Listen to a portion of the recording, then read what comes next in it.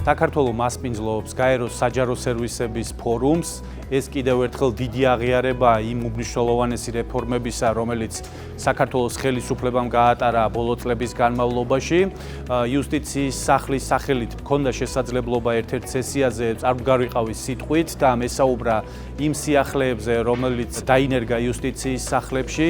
იუსტიციის სახლს თავის საქმიანობიდან გამომდინარე დაუგროვდა ძალიან ბევრი სათქმელი და გასაზიარებელი ჩვენი პარტნიორებისთვის, რომელიც რა თქმა უნდა მათ დაეხმარებათ სერვისების გაცემის პროცესის სრულყოფის ნაწილში. მოვისმინეთ მათი გამოწვევების შესახებ ინფორმაცია, ის სიახლეები თუ რას ნერგავენ ისინი სერვისების განვითარების ნაწილში. ესეთი ფორმის თანამშრომლობა შესაძლებლობას გვაძლევს როგორც ჩვენ, ისე ჩვენს პარტნიორებს გავამარტივოთ სერვისებზე ცდომა და კიდევ უფრო სრულყოფილი გავხადოთ ეს პროცესი.